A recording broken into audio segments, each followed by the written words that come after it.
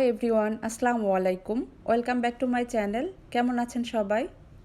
আজকে আমি গ্রাম বাংলার ঐতিহ্যবাহী খাবার মুরালি বা খুরমা যে নামেই ডাকুন না কেন এই রেসিপিটি নিয়ে এসেছি।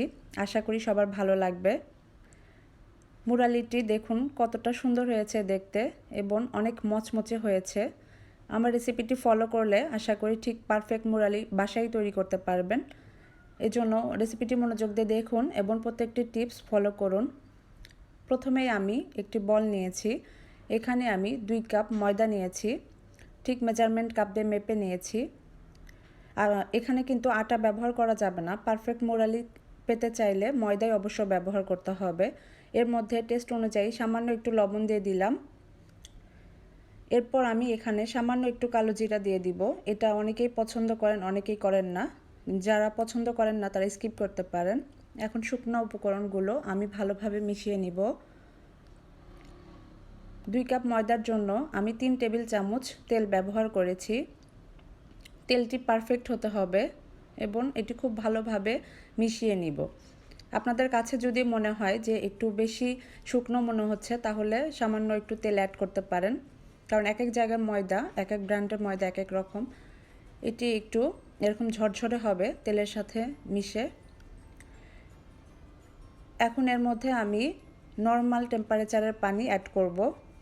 আস্তে আস্তে পানি অ্যাড করবেন। যে কোনো ডো তৈরি করার সময় পানি সবসময় অল্প অল্প অ্যাড করবেন, কারণ খুব বেশি হয়ে গেলে তখন অনেক নরম হয়ে যায়, পারফেক্ট রেসিপিটা হয় না। একটু একটু করে পানি অ্যাড করে আমি একটি ডো তৈরি করব। ডোটি খুব বেশি শক্ত এবং নরম হবে না, ঠিক যেরকম আমরা সিঙ্গারা ডো তৈরি করি কিছুটা এরকম হবে। ডোটি মথে নিয়ে আমি 20 মিনিটের জন্য একটি ভেজা টাওয়াল দিয়ে ঢেকে রাখবো। আপনারা চাইলে কিচেন টিস্যু ব্যবহার করতে পারেন। কাপড়টি আমি ভিজে চিপে নিয়েছি। 20 মিনিট অপেক্ষা করার পর আমি ডোটি আবার মথে নিচ্ছি ভালোভাবে। 2 কাপ ময়দা দিয়ে আমার 4টি রুটি হয়েছে, মোটামুটি বড় সাইজের। এখন রুটিগুলো আমি বেলে নিয়ে কেটে নিব এবং এরপর তেলে ভাজবো। মুরালিটি আসলে আমরা সবাই অনেক বেশি পছন্দ করি, মুচমুচে থাকে, খেতেও কিন্তু দারুণ লাগে। বাংলাদেশে বাজারে বা মেলায় এই জিনিসগুলো বেশি পাওয়া যায়। আসলে ঘরে তৈরি খাবার অনেক সুস্বাস্থ্য, এজন্য যতটা পারি আমরা ঘরেই তৈরি করে খাওয়ার চেষ্টা করি। রুটিটি ঠিক মোটামুটি খুব বেশি পাতলা বা অনেক বেশি মোটাও হবে না, মোটামুটি পরাটার মতো হবে। এখন আমি মাঝ বরাবর কেটে চতুর্পাশটা কেটে নিচ্ছি। আপনারা সবগুলোই ভেজে নিতে পারেন বা শুধু যদি লম্বা আকারে খেতে চান তো এরকমও রাখতে পারেন। কিছুটা আমি একটু কালার দিয়েছি, একটু কালারফুল হওয়ার জন্য। এভাবে আমি সবগুলো কেটে নিয়েছি। এখন আমি আস্তে আস্তে ভেজে নিব 2-3 বারে কড়াইয়ে। সাইজটা ঠিক এরকম হবে। শেপটা আসলে নিজের ইচ্ছা মতো, কেউ একটু বাঁকা করতে চায়, কেউ একটু লম্বা করতে চায়। ঠিক এরকমভাবে আমি কেটে নিয়েছি। এখন আমি তেলে ভেজে নিব। তেলটা ঠিক মিডিয়াম আঁচে থাকবে, অনেক কমও না অনেক বেশিও না। মোটামুটি এগুলো ফুলে উঠবে।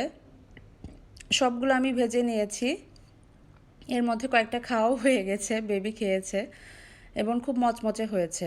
এবং অবশ্যই আরেকটি টিপস খেয়াল রাখবেন, এখানে আমি 1 কাপ পরিমাণ চিনি নিয়েছি এবং 1/2 কাপ পরিমাণ পানি নিয়েছি এবং এটি একটি আঠালো শিরা তৈরি হবে।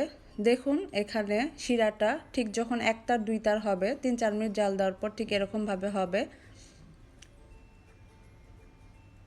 এরকম তার সৃষ্টি হলে আপনারা চুলাটা অনেক আস্তে দিয়ে এর মধ্যে মুরালিগুলো দিয়ে দিবেন। অবশ্যই মুরালিগুলো ঠান্ডা করে নেবেন, তারপর শিরায় দিবেন। গরম গরম মুরালি যদি শিরায় দেন তাহলে কিন্তু এটি নরম হয়ে যাবে। এজন্য মুরালিগুলো খুব ভালোভাবে ঠান্ডা করে তারপর শিরাতে দিবেন। এখন আমি জালটা খুব আস্তে রেখেছি। যখন এরকম তারের সৃষ্টি হবে শিরাতে তখন এর মধ্যে আমি মুরালিগুলো দিয়ে খুব ভালোভাবে নাড়তে হবে। এখন যখন মোটামুটি শুকিয়ে একটু চিনি দানা দানার মতো হবে ঠিক তখন আমি চুলাটি বন্ধ করে দিব। এখন আমি চুলাটি বন্ধ করে দিয়েছি। এভাবে নেড়ে চেড়ে শুকিয়ে গেলেই তৈরি হয়ে গেল মচমচে মুরালি এবং সঙ্গে সঙ্গেই খেতে পারবেন। এবং এটি কন্টেনারে ভরে 10 দিন 15 দিন রাখতে পারেন, বাহিরেই রাখতে পারেন, ফ্রিজে চাইলেও রাখতে পারেন, কোনো প্রবলেম নাই। আশা করি সবার কাছে ভালো লেগেছে আমার রেসিপিটি।